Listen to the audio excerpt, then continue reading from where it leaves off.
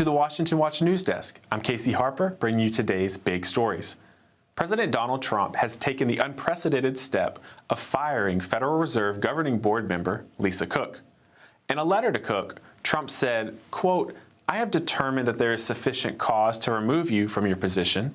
At minimum, the conduct at issue exhibits the sort of gross negligence in financial transactions that calls into question your competence and trustworthiness as a financial regulator." The move follows allegations made by Federal Housing Finance Agency Director William Poult, a Trump ally. He says Cook is guilty of mortgage fraud, claiming she listed two different properties as being her primary residence on mortgage applications. That could have allowed her to secure lower rates on her borrowing. However, Poult has provided no public evidence for the allegation, and Cook remains defiant. She said she would not be bullied into stepping down and has vowed to gather evidence to answer all questions about her mortgages. Cook was appointed to the Fed board in 2022 by then-President Joe Biden. Now, her dismissal could be challenged in court amid legal uncertainty over whether Trump has the power to actually fire her. It also comes amid Trump's fierce criticism of the central bank's leadership. He's repeatedly accused Fed Chair Jerome Powell of being too slow to cut rates. People aren't able to buy a house because this guy is a numbskull. He keeps the rates too high. Trump has threatened to fire the Fed chief, but he's backed away from that as the end of Powell's term approaches in May. Meanwhile, President Trump has signed a couple of major executive orders. One order is aimed at ending cashless bail policies nationwide. Trump recently took control of Washington's police force and has blasted Democratic mayors and governors over their crime policies. Somebody kills somebody, they go in, don't worry about it, no cash, come back in a couple of months, we'll give you a trial. You never see the person again. And I mean, they kill people and they get out. Cashless bail. They thought it was discriminatory to make people put up money because they just killed 3 people lying on a street. Any street all over the country, cashless bail, we're ending it. The other executive order directs the U.S. Attorney General to prosecute those who desecrate the American flag, including by burning. That's according to a fact sheet from the White House. It also instructs the administration to prohibit and terminate visas, residence permits, and naturalization proceedings for those who desecrate the flag. Burn the flag, and you could be deported. However, this order has faced pushback, including from some on the right, and will likely face legal challenges. Now, in other news, the Trump administration is cracking down on foreign truck drivers who don't speak English, which includes pausing all new worker visas for commercial truck drivers. This news comes after an illegal immigrant driving a truck in Florida killed 3 Americans. It was later learned that migrant got a driver's license from Washington State and then California, but barely spoke English. In fact, a look back at his driving test shows he could only correctly identify 1 of 4 signs on the road, and he only got 2 out of 12 questions right on the English proficiency test. But he got a license anyway. Several other fatal crashes involving illegal immigrants have brought the issue of safety on the road to the forefront. Transportation Secretary Sean Duffy said the department could withhold about $50 million in federal funding. This is about keeping people safe on the road. Your families, your kids, your spouses, your loved ones, your friends, we all use the roadway. And we need to make sure that those who are driving big rigs, semis, can understand the road signs, that they've been well trained, and that when they're pulled over by law enforcement, they're stopped by law enforcement, or there's a crash and law enforcement responds, they can effectively communicate. Duffy said states could face further consequences if they do not comply in 30 days. And those are today's stories. I'm Casey Harper. You can dive deeper with the Washington Stand at washingtonstand.com. Better yet, download the Stanford mobile app where you can watch this and other news. Up next is Washington Watch with Jody Heiss, and we are back tomorrow with more stories that matter.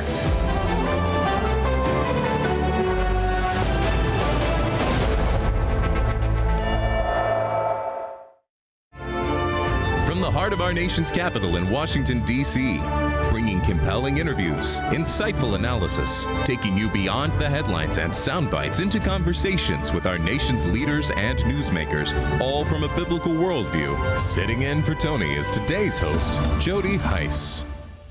Well, good afternoon. Welcome to this Tuesday edition of Washington Watch. I'm Jody Heiss, Senior Fellow here at the Family Research Council, and an honor indeed to be sitting in today for Tony. We've got a lot to bring your way today. Here are some of the highlights. President Trump continues to make headlines for his crackdown on crime here in our nation's capital, and today he actually floated the idea of bringing back the death penalty to D.C. Anybody murders something in the Capitol, capital punishment, capital punishment. If somebody kills somebody in the Capitol, Washington, D.C., we're going to be seeking the death penalty. And that's a very strong preventative. Wow, that was President Trump, of course, speaking with reporters during his cabinet meeting earlier today. And I'll discuss this and more when I'm joined here in just a little bit by Texas Congressman Pete Sessions. And it's not just crime that the Trump administration is cracking down on. They're also cracking down on radical gender indoctrination that's happening in schools all across the nation. And I'll discuss this a little bit later in the program when I'm joined by Julie Hartman. She's a senior advisor at the Department of Education's Office of Communications and Outreach. And in international news, Qatar said today that Israel has yet to respond to a proposed ceasefire and hostage release deal that would give Israel 10 living hostages in exchange for 2-month ceasefire and hundreds of prisoners, including some 150 convicted terrorists. Well, while pressure has certainly been building on the Israeli government, Prime Minister Benjamin Netanyahu has ruled out any further deals in which hostages are released in phases. Instead, he's demanding an agreement in which all the hostages are freed at once. Israel will keep enabling aid for civilians while destroying Hamas's terror machine. Now, journalists would do well to encourage the world to put more pressure on Hamas, on Qatar, on Turkey, for the release of all of our hostages, and of course, to get the truth out there. Well, that was Israeli government spokesman David Mintzer earlier today, and I'll be discussing the latest news coming out of Israel with Texas Congressman Michael Cloud, who was recently there in the Jewish nation. And then lastly, as the U.S. continues its efforts to broker an end to the Russia-Ukraine war, there's one angle of this entire conflict that frankly is just not getting the attention that it deserves, and that's the mass abduction of Ukrainian children. I'll discuss this later with Chelsea Sobolik of World Relief. So, as always, we've got a lot to bring your way here in the next hour, and you want to be sure not to miss any of it. But if by chance you do, you can always go back to TonyPerkins.com, our website. Lots of information there available for you. But better yet, we want to encourage you to download the Stand Firm app. There we have not only this program, but the Washington Stand is there, so much more. Tons of information. Simply text app, APP, text app to 67742 if you don't already have the Stand Firm app. I also want to encourage you. It's coming right around the corner. Pray, Vote, Stand. That summit is taking place October 17th and 18th in Chino Hills, California. You can get more information. You can even register by going to prayvotestand.org for details. All right, let's go ahead and jump into our first item for today. With Washington, D.C. having gone now 12 days without a homicide. 12 days. Well, President Trump is continuing to explore not only what more he can do here in the nation's capital, but he's looking at other crime-ridden cities across the nation. And during his cabinet meeting today, President Trump said Chicago is probably next in line for a federal crackdown. He also said that his administration will pursue the death penalty for anyone who kills another person in D.C. Well, would-be criminals be getting the message? Well, joining me now to discuss this and more is Congressman Pete Sessions. He serves on the House Financial Services Committee as well as the Committee for Oversight and Reform. He represents the 17th Congressional District of Texas. Congressman Sessions, welcome back to Washington Watch. Always good to see you, my friend. Jody, thank you very much. By the way, Jody, I'm going to take a second of personal privilege. As you know, Karen's parents live in Reynolds, Georgia, and there isn't a trip I make where either my father-in-law or mother-in-law talk about, or someone else talk about that great young Congressman, Jody Hice, who they love and loved so much. Well, they don't live too terribly far from us. I need to go give them both a big hug and say thank you. And we'll pass your love as well, yours and Karen's. Congressman, thank you for joining us. Let me get your overall assessment of what President Trump has been doing in the nation's capital as it relates to crime. Congressman, the bottom line to it is that the city of Washington, D.C. has, for all the years I have been there, had a crime problem.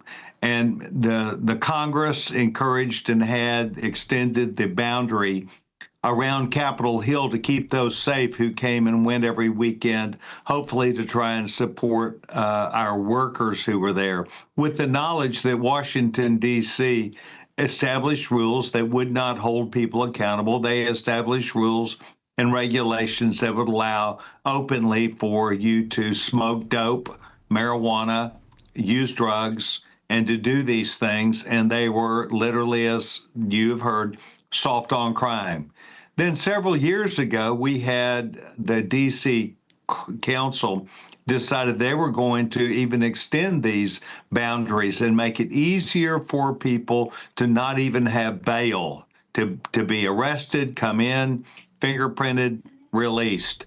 This drove a wave of not just criminal behavior, but took the responsibility off of those who needed to make sure that we had a system that could keep criminals and dangerous people off the street.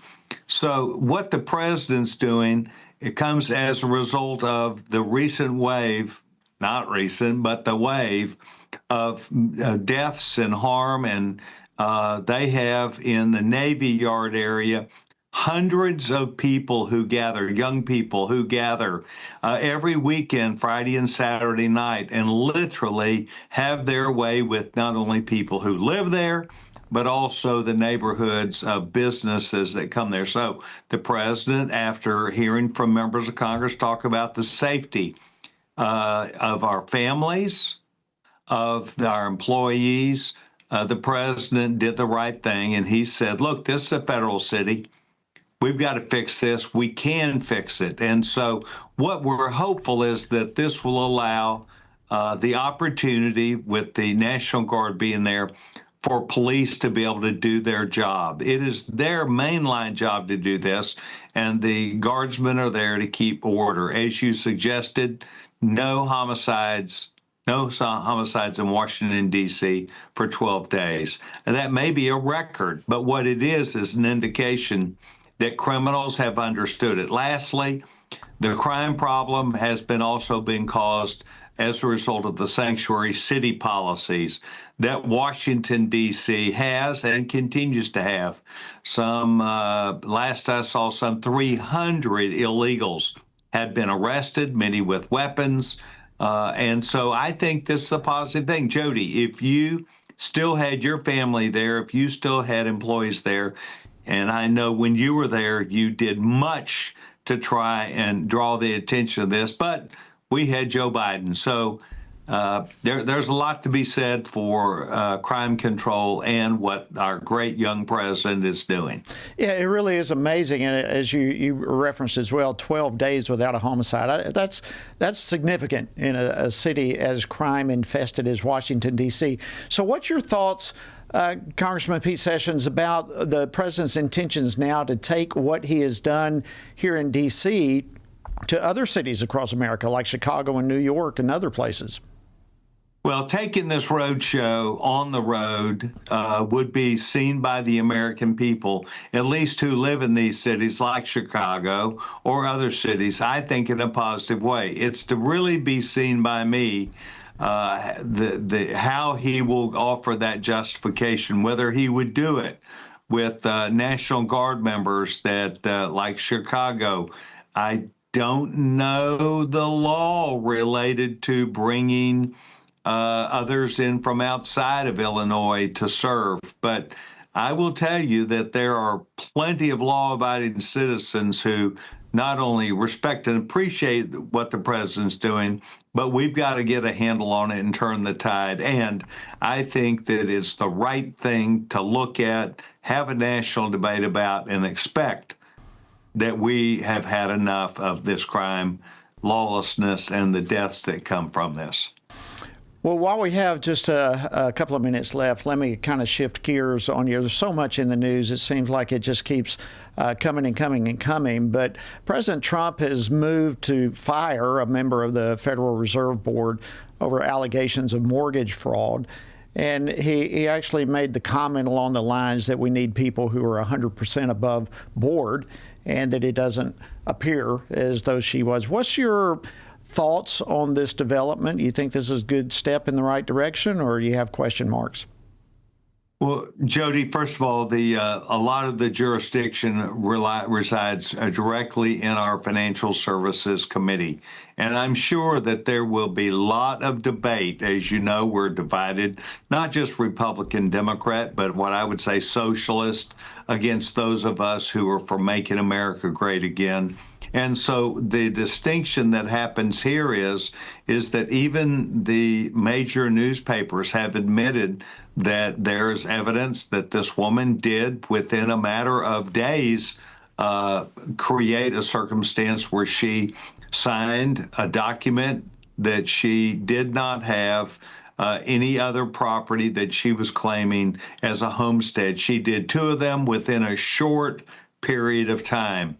This is commonly known as a violation of the law, but it is in particular particularly bad when you serve in the federal government on the Board of Governors for the Fed. And so I think the president's rightfully looking at this issue. It's a background investigation that evidently the prima facie case would say the records indicate this unless they find something different. But this is the same kind of I think, taking advantage of the law that we've seen several members of Congress and perhaps senators have, who claim a residence in both places where they might live. And that is not what it's designed for. It's designed for one person to have one location where they claim their residence. And I well understand members of Congress are probably required to have two places, but only one of them could be claimed as a homestead. Well, it's a shot across the bow, I think, across the board, that the rule of law is going to stand. And that needs to take place. There can't be a double standard for federal workers, and I know you know that and fight for that as well.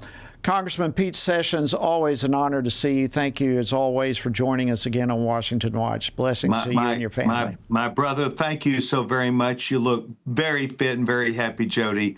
May you be with the Lord this afternoon. Thank you. Thank you. All right, friends, coming up, the Department of Education is hard at work to ensure that school districts are following the law rather than following radical gender ideology. And so we're going to discuss some of those efforts when we come back. I'll be joined by Julie Hartman from the Department of Education. So stay tuned. We'll be back. 3 years ago, the Supreme Court issued its historic Dobbs decision, a ruling that overturned Roe v. Wade, which for nearly 50 years imposed abortion on demand, silencing voters and bypassing the democratic process across the country. The Dobbs decision was a huge step forward against abortion, but it didn't outright ban it. It returned the power to the people. Now, 29 states have laws on the books protecting life. However, there's a catch. abortion numbers since Dobbs have actually gone up, with an increase of 12% since 2020, climbing from 930,000 to over 1 million in each of the most recent years. So how can this be? The answer is simple: the abortion drug. Today, over 60% of U.S. abortions involve abortion drugs, many of these without medical oversight. In 2021, the Biden administration quietly removed bare minimum, long-standing safety protocols for the abortion drug that have existed for 20 years to protect women from life-threatening risks and ensuring informed consent. The Biden DOJ then declared that they would not enforce the Comstock Act, which prevents the mailing of anything that causes an abortion. This is not only illegal, but also dangerous. A study shows nearly 11% of women who take the abortion drug end up in the emergency room with serious complications. Unless the Trump administration reverses these reckless Biden-era policies, pro-life laws will remain largely symbolic. Without a full review and repeal of mifepristone, unborn lives will remain in grave danger and pregnant mothers will remain at risk. Let's stand for life and end this mail-order abortion drug pipeline. Sign the petition urging the Trump administration to take action at frc.org/stopchemicalabortion. In the beginning was the Word, and the Word was with God, and the Word was God, and the Word became flesh and dwelt among us, and we have seen His glory. Family Research Council invites you to join our Stand on the Word Bible reading plan as we reflect upon the life of Jesus, the Word who dwelt among us.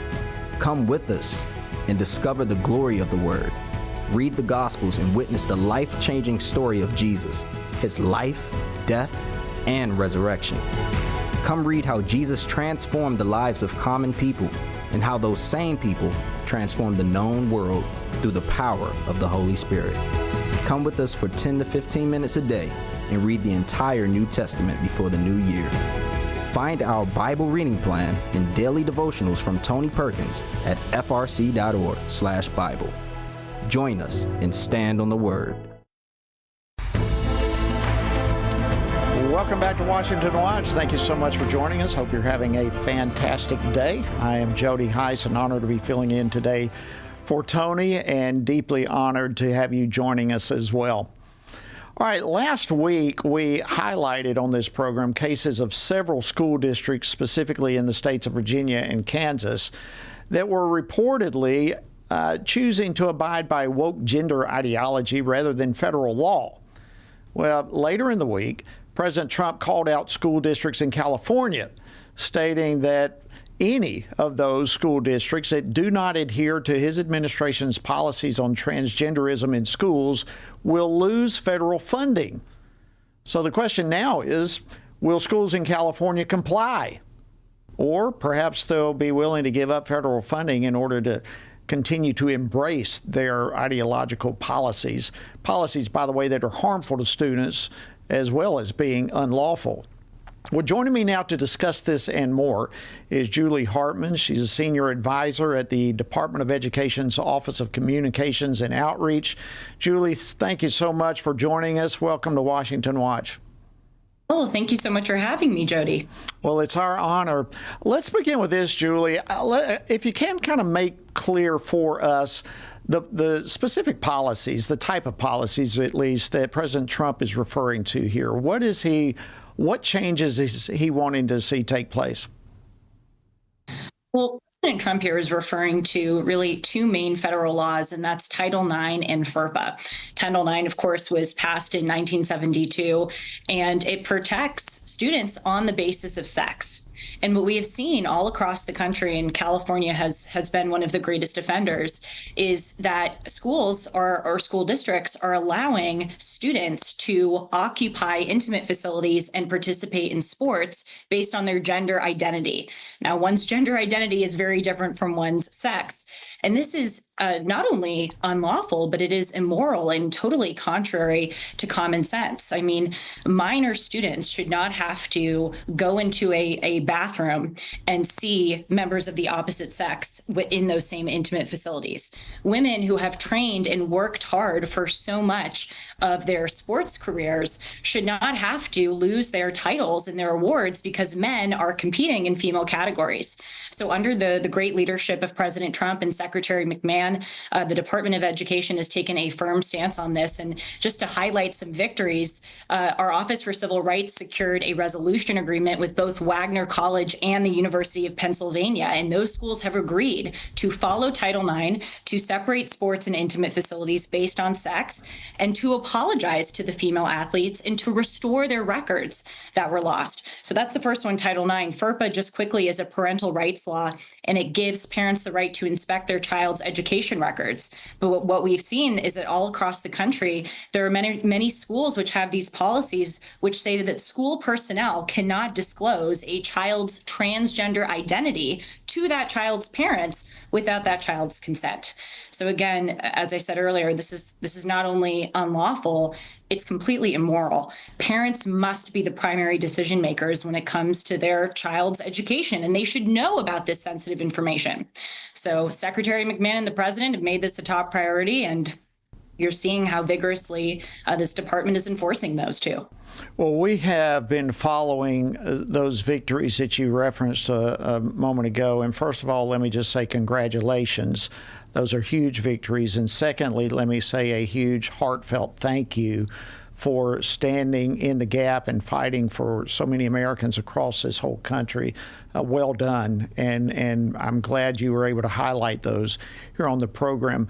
If you would, Julie, let's go a little bit further into FERPA. You brought that up. I think this is one of those areas. I think probably the majority of our viewers and listeners are pretty familiar now with Title IX.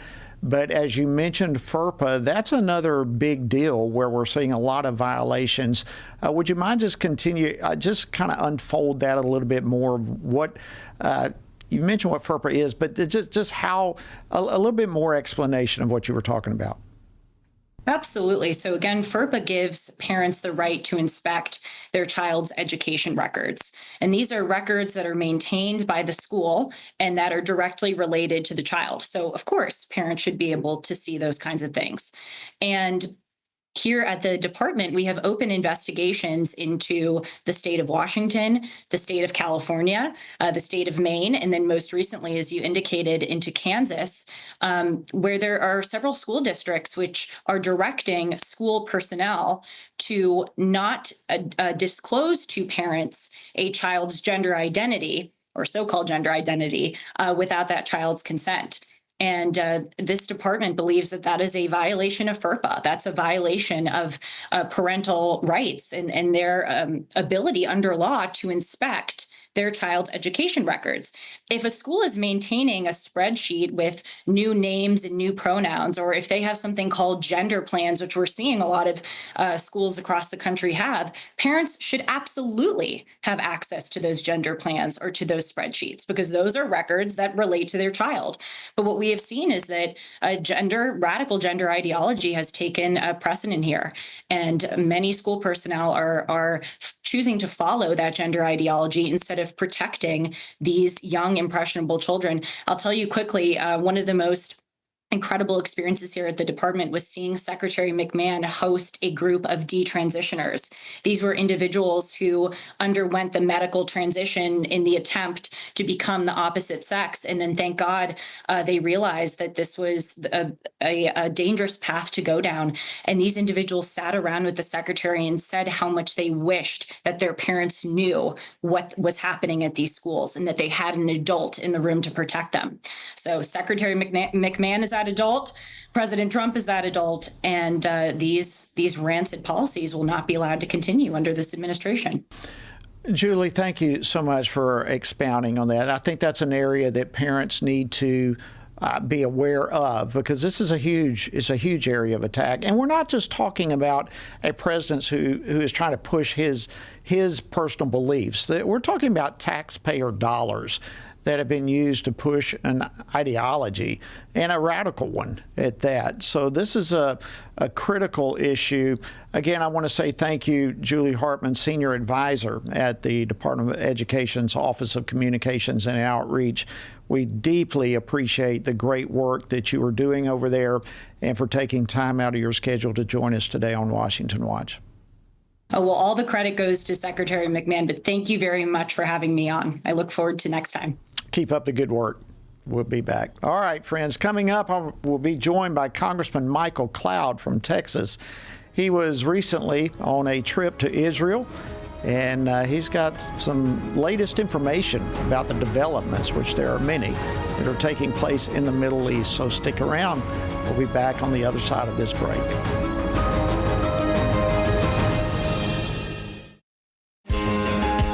Download the new Stand Firm app for Apple and Android phones today.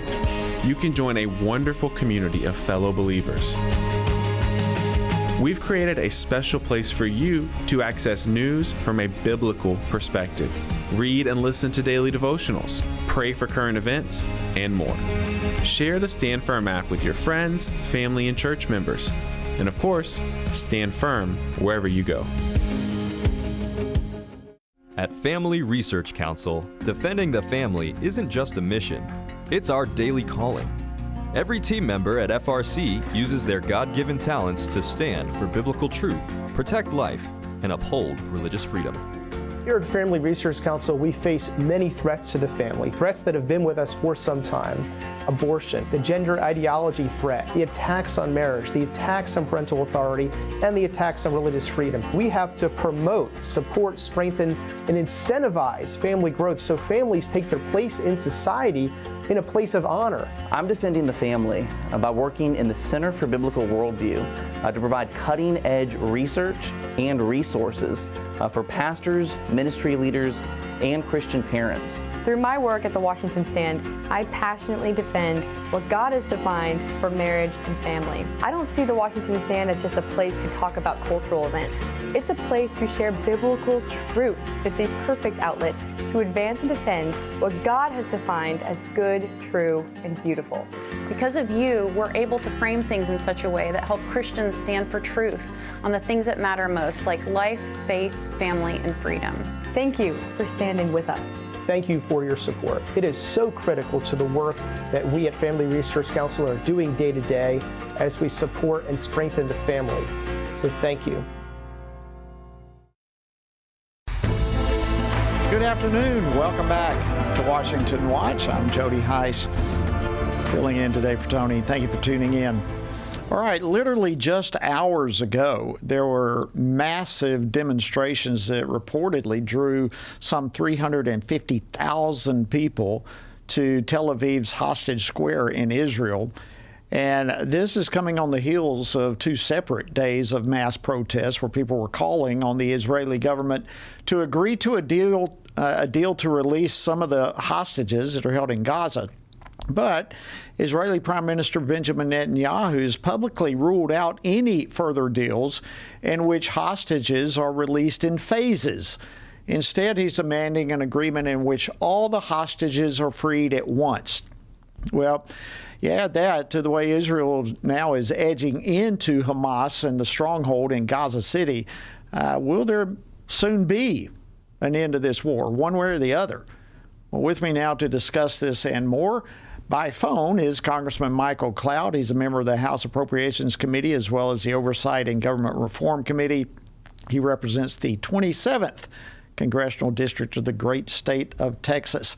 Congressman Cloud, thank you for joining us. Welcome back to Washington Watch. Well, thank you. Good to be with you today. Great to be with you, and thank you. All right, Michael, first of all, you were recently in Israel as part of a House GOP delegation that was led, in fact, by Speaker Mike Johnson. Share with us a little bit about what you saw and what you heard during that trip. Yeah, it was a phenomenal trip. Actually, there was 4 members and the speaker that was on that trip with us. A lot of times you go on these trips and you're trying to glean information so you have a better perspective. Of course, anytime I go, I'm thinking about American interests because I represent the folks here in Texas. But we have a tremendous partnership with Israel as a nation, from intelligence to defense to, even things like desalination and some of the stuff they're doing in agriculture that we learned with. But, it was amazing, of course, as a person of faith for me to be in the Holy Land, but then to not only glean the information that often helps us make better decisions, but we were in meetings where we're actually working to advance the cause of peace, and really at times felt we were on the spear of history going forward in the region. And it was really, from that standpoint, just a pretty phenomenal experience. We also had the opportunity to go down to the border of Gaza, visit one of the kibbutz that was completely devastated by Hamas, and just hear firsthand of some of the things that happened, and of course what the people in that region are having to deal with on a day-to-day basis. Yeah, it's hard to believe we're literally coming up on the 2-year anniversary of that. October 7th will be here before you know it.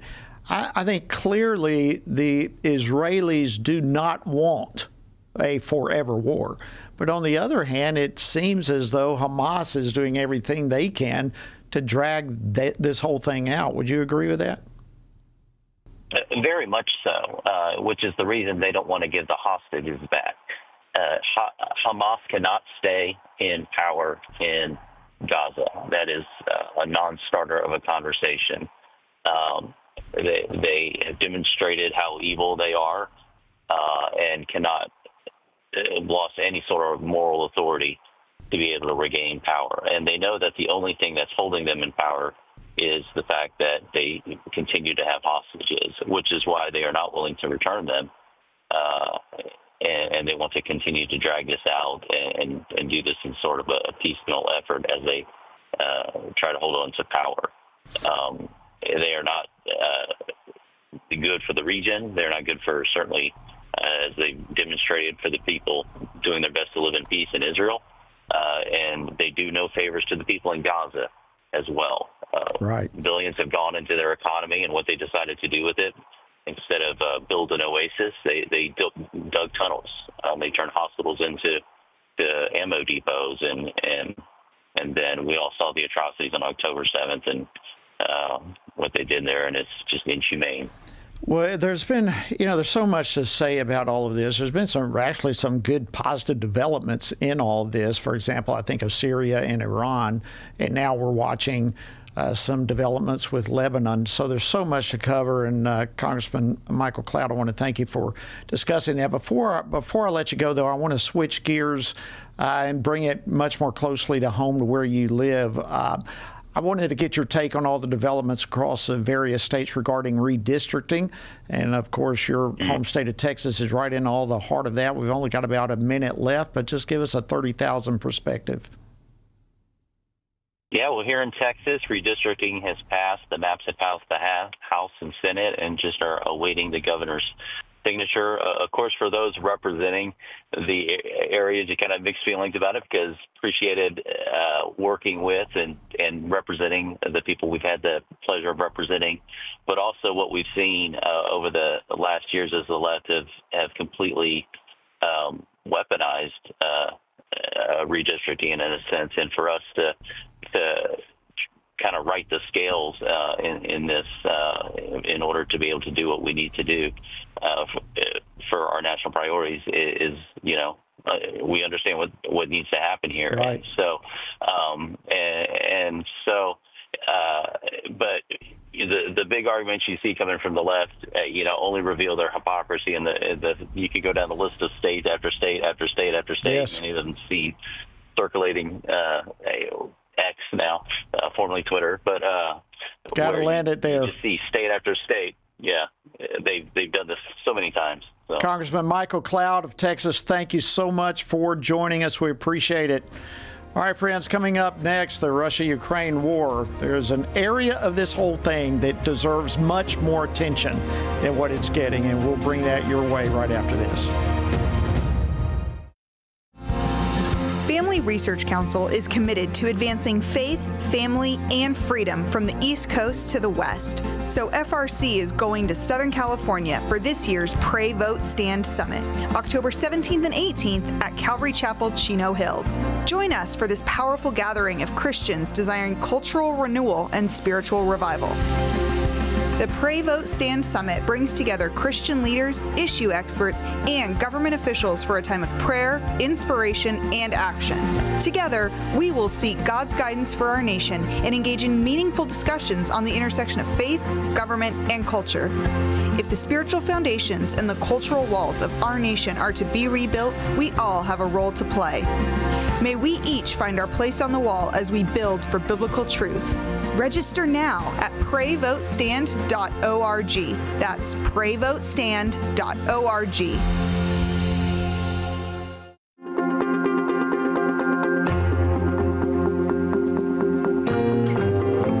Jennifer, it's so exciting to be here with you today talking about our new book, Embracing God's Design. Who is actually going to benefit from reading this book in your view?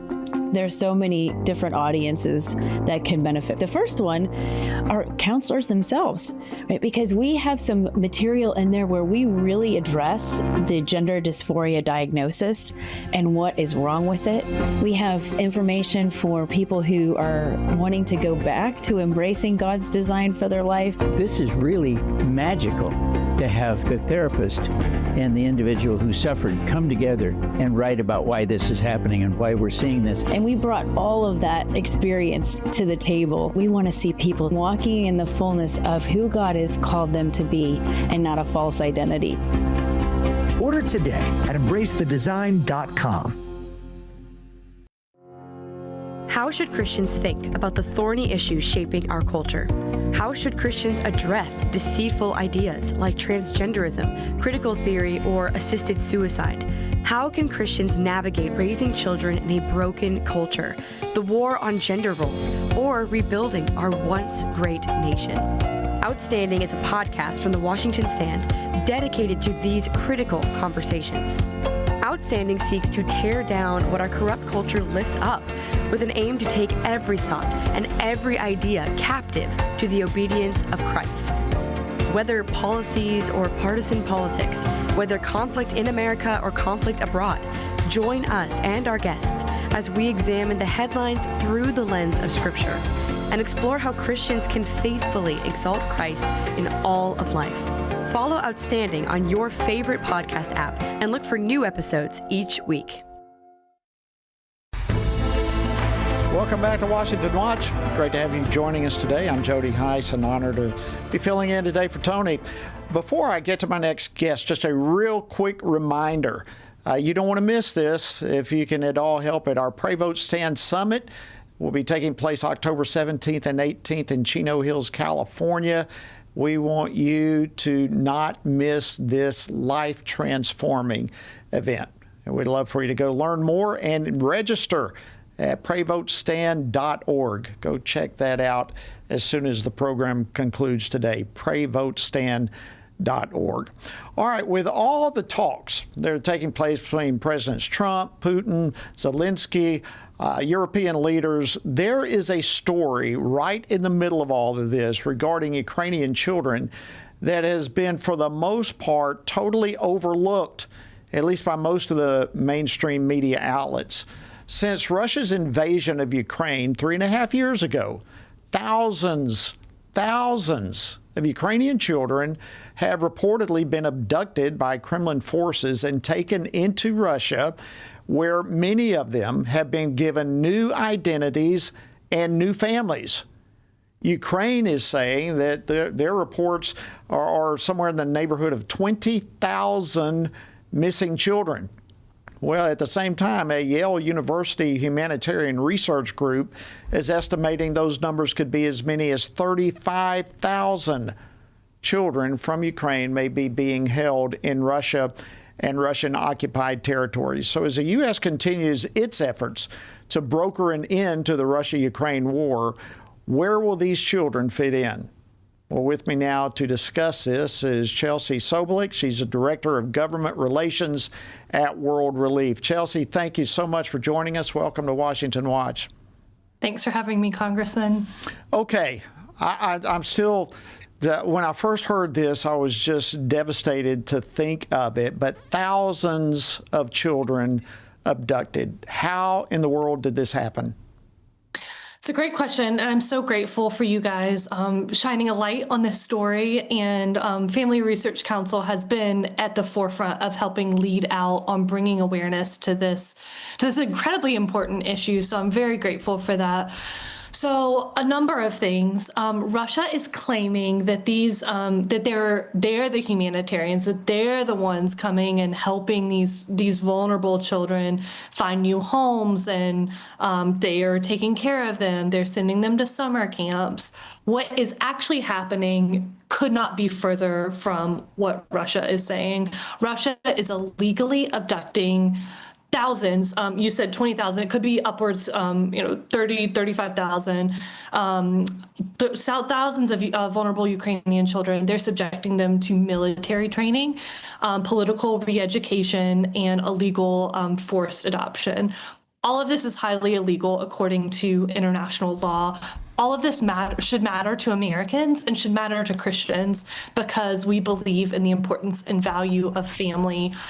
So there have been a number of efforts over the years since the war broke out to bring this front and center. And last week during the Alaska summit, President Trump delivered a letter from the First Lady, Melania Trump, on behalf of the vulnerable children. So we were incredibly grateful for his willingness to raise it with President Putin, and then for Melania's willingness also to send that letter. But it's truly bone chilling. I'm a mom of a little boy. I can't begin to fathom what I would be feeling and thinking if my child was illegally abducted during a time of conflict. Yeah, exactly. So a twofold question here. Do we have any idea, I guess there's got to be some indication of the age of these children? What are we looking at, the age ranges here? And secondly, how in the world can Russia say they are the humanitarian ones here when they are abducting children, taking them from their families and giving them new identities, indoctrinating? I mean, this whole thing is mind-boggling. So, sorry, twofold question: the age group, and how in the world is Russia trying to get away with their excuse for their? Yeah, well, Russia is lying through their teeth about this. And the global community, the international community, has confirmed that. There have been statement after statement after statement. There's a bipartisan resolution in Congress right now, led by Chuck Grassley and Don Bacon in the House, calling what is happening to the children an atrocity. It's illegal. It's wrong. Russia's lying through its teeth. And the global community is watching and paying attention and calling out what they're doing to the vulnerable children. As far as ages, as young as just a couple months old, all the way up to 18. I've actually chatted with a young man who's now a legal adult, but he was 15, 16 and was subjected to military training in Russia. And I've chatted with his mom and got to hear what it was like for her. So very, very young to teenage boys being subjected to military training.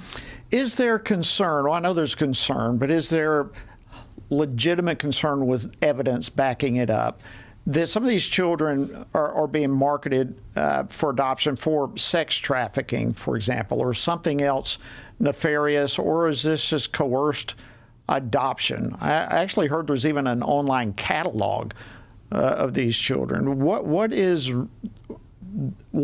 are these children facing? Yeah, it's a great question. And I'll just make this point. It is always the most vulnerable that pay the heaviest price during war and conflict.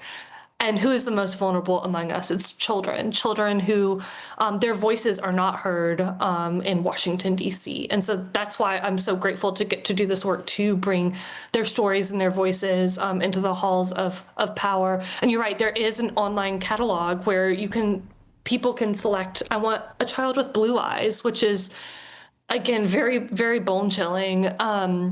There are a number of international laws, like the Geneva Convention on the Rights of the Child, that govern how children are to be handled during times of war and conflict. And for Russia to illegally abduct across a border a child, much less subject them to a forced adoption. They're changing their paperwork, changing their names. It's all highly, highly illegal.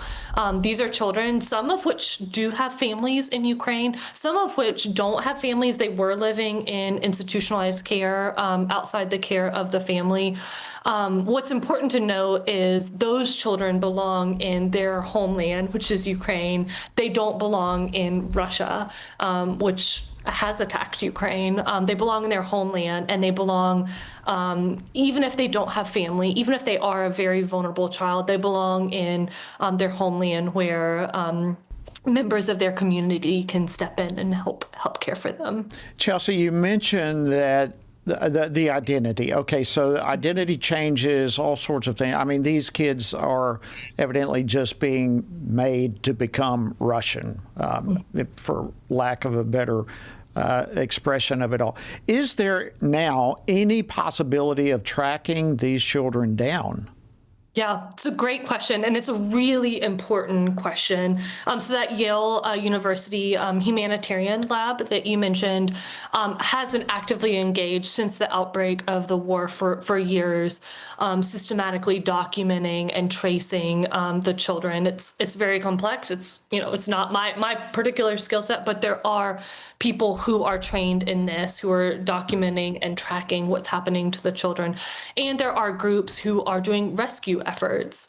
It's small scale. It's a couple children here, a couple dozen children here. It's very small scale. It's not at the scale that we've been asking for, which is full return of all the children in a peace negotiation, which is what we are asking for and continuing to ask for. But the Yale University is actively tracking and documenting to the best of their ability. And that's why it's so important that the whole of government pays attention to this, because they are changing names and identities. They're not just physically moving a child across a border. They're not just subjecting a child to political re-education. They're erasing their identity and giving them a new one. Unbelievable. All right, Chelsea, two more real quick questions, and then I want to switch over to my other guests real quickly. But this past spring, your organization led a letter to prominent faith leaders, to President Trump, as well as Secretary of State Rubio, about this situation and these Ukrainian children who are being abducted. What kind of developments have there been since you sent that letter? Yeah, so we sent the letter, and within less than a week, we actually met with some senior officials at the State Department. FRC was well represented at that meeting, so I was very grateful for the quick response to that. And the administration is aware of this issue. They've been aware of this issue for months. But the most recent development is in the recent summit at Alaska that President Trump did hand deliver a letter from the First Lady of the United States, raising this issue of vulnerable missing children. And we are so grateful. We actually sent her and the president a letter today from a number of the same faith leaders who signed that letter, thanking them. It's so important that they know that we're grateful that people of faith care about vulnerable children, because Scripture cares, and God, the heartbeat of God, cares about vulnerable children. So we met with senior officials at the State Department. So grateful that the president did raise this at the highest level in his meeting with President Putin. And I think next steps, we're continuing to encourage this administration, encourage the global community to not forget about the kids, that in a peace negotiation, in a peace deal, that the children's quick and safe return is one of the top priorities. So again, so grateful for the president and the First Lady for being willing to raise this issue. And thank you for taking that role. Real quickly, final question. How can our viewers and listeners engage in this process and bring further attention to it real quickly? What a great question. First and foremost, I would encourage everyone to pray for the children, pray for wisdom for those engaging in these important peace conversations. Thank the president and the first lady for raising this issue. And then congressional engagement. There's bicameral, bipartisan resolutions calling what's happening to the children out. And so grateful for Senator Chuck Grassley's leadership, Representative Don Bacon's leadership. So if you want to call your member of Congress, call them and encourage them to co-sponsor that resolution. Thank you so much, Chelsea Sobolik, Director of Government Relations at World Relief. Thanks for taking the lead in this, and thank you for joining us today on Washington Watch. Thanks for having me. All right, I want to continue this discussion about the plight of Ukraine's abducted children. I want to bring in now Travis Weber. He's FRC's Vice President for Policy and Government Affairs. Travis, thank you for joining me. Thank you, Jody. Wow. Yeah. Unbelievable what's taking place here. Give me real quickly your thoughts. Where do we stand on this whole issue? And are there other places that we're seeing similar things take place besides just Russia? Yeah, and it's interesting hearing Chelsea speak. What struck me is the gravity of the situation, the heaviness. You can feel, as she said, God's heart for these children. And so, it's really significant for us to be understanding this through the lens of how God has instructed us in Scripture, right? That we have to remember the family is a governing unit. Parents are given by God the governing authority for their children. And I think sometimes we slip into viewing the family as just a way that civil government can look at it as a social, ordering element, as another piece of society. That's not how God views it. As you know, we often grapple with issues of parental rights here, other questions around the family and marriage. And this issue shows us the importance of the family as a governing unit instituted by God everywhere around the world. In this case, Ukraine, you see the tearing of that fabric. So it helps us understand the importance of it and what we're defending.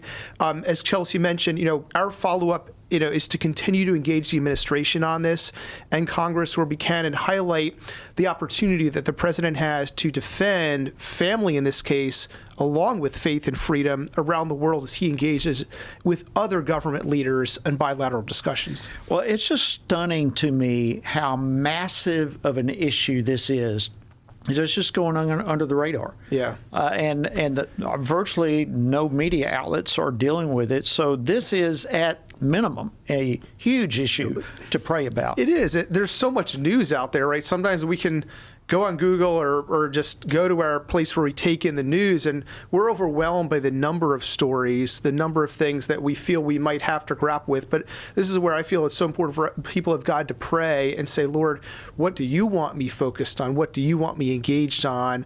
And as the Lord leads, we engage, because this is ultimately God's work. He will defend.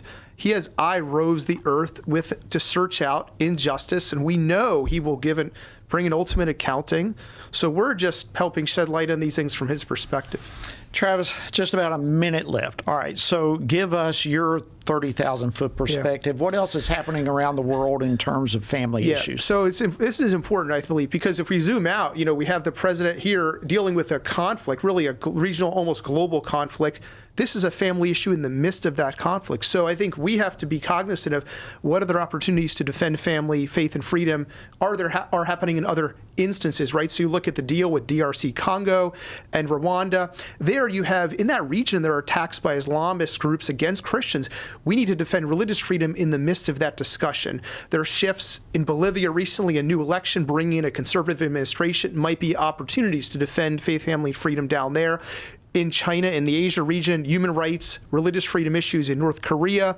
In China, there's a lot of turmoil with South Korea right now, questions about religious freedom even in South Korea. So I think these are just some examples of faith, family, and freedom around the world. As things shift, as there's a new order coming in globally, we need to watch and to pray. Wow. So much to deal with. Thank you so much, Travis Weber, FRC's Vice President for Policy and Government Affairs. Friends, there's so much to pray about, so much to be engaged with, and I want to thank you personally for being a part of it all here and what we're doing at FRC. Thank you for joining us on Washington Watch. We look forward to being with you again tomorrow, same time. Have a great evening. Washington Watch with Tony Perkins is brought to you by Family Research Council and is entirely listener-supported. Portions of the show discussing candidates are brought to you by Family Research Council Action. For more information on anything you heard today, or to find out how you can partner with us in our ongoing efforts to promote faith, family, and freedom, visit TonyPerkins.com.